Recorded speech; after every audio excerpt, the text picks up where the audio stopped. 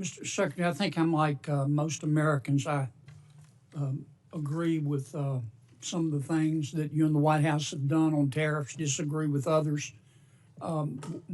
It's clear to me that the president listens to your advice about tariffs. So I want to spend my precious time trying to understand how you think. If Vietnam, for example, came to you tomorrow and said, okay, Mr. Secretary, you win. We're going to remove all tariffs and all trade barriers. Would the United States please do the same? Would you accept that deal? Absolutely not. Okay. Absolutely not. That would be the silliest thing we could do. Why is that? Vietnam has a $125 billion exports to us and imports from us $12.5 million. And you're thinking, Vietnam exports $125 billion? I'm aware of the figures, but tell me. But where do they get it from? They buy $90 billion from China, then they mark it up and send it to us. So you They're just a pathway of China to us. You wouldn't accept that deal? No, it's a terrible deal. We're the one with money. We're the one with the store. Of course they want us to take down. What's the purpose of reciprocity then? Is reciprocity not one of your goals? Are you telling the president that we shouldn't seek reciprocity? If that's what you're telling him, why are you trying to do these trade deals? What do we want? We want to encourage Vietnam to produce products they're great at producing. But I want to get back to reciprocity. You just said you don't believe in it. You don't accept reciprocity as a goal. What are you negotiating in these trade deals? Why would we open our bank account and their bank account when ours is 10 times bigger? Why are you negotiating trade deals? You're trying to get other countries to lower their tariffs and trade barriers in return for us lowering ours. That's true for the things that they'll take from us. That's called reciprocity. Of course.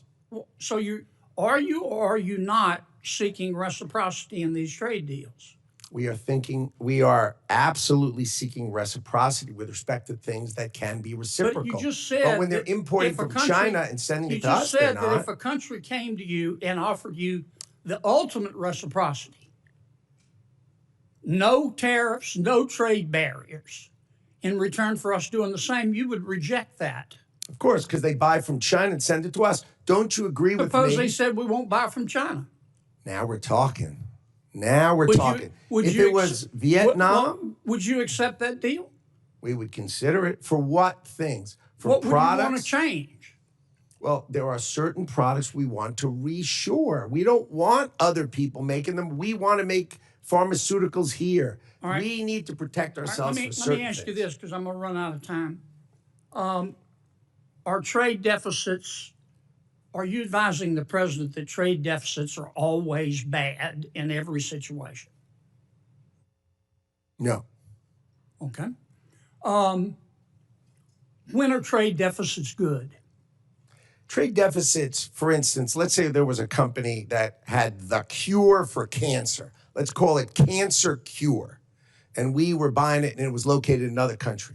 We would obviously have a trade deficit with them because they have the only one of it. An example, our technology companies, our great technology companies, we're the only ones with it. So a trade deficit is okay if they're products we really need. If they're the only ones with it and we can't do it, then of course it's fine. But if we can do it, then we darn well better think about whether we're supposed to do it and whether we want to do it and if it's in our interest as a country to do it. Here's what I'm getting at. I've heard you say that strike that. I'm running out of time. I want to come back to another subject. Tell me your understanding of the Trade Expansion Act. I don't have a really good understanding of the term. I may know the act, but I may not know its title. You're not familiar with the Trade Expansion Act of 1962 that gives the president almost unlimited authority to impose tariffs so long as you conduct an investigation? You don't know about that? Oh, my 232s, of course I do. Okay. Sorry, I just didn't know the title of the plan, but of course I know. Why didn't you advise the White House instead of proceeding under other statutes? Why didn't you advise the White House to proceed under the Trade Expansion Act? The president chose IEEPA because he could do it swiftly and he could do it sweeping in order to address the underlying problems that had created the $1.2 trillion trade deficit that was haunting the United Have you States of read America. the opinion in VOS Selections, VUS? I have. What role does the major questions doctrine play in that decision?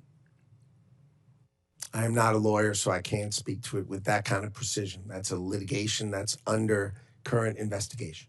Are you familiar with the major questions doctrine? Not offhand, but I did, of course, read the decision. Well, about 3/4 of the opinion is on the major questions doctrine. Again, I tend to not know the title. I know the topic and the details of it, but I tend not to focus on titles. Sorry. I'm way over. Thank you for your indulgence, Mr. Chairman.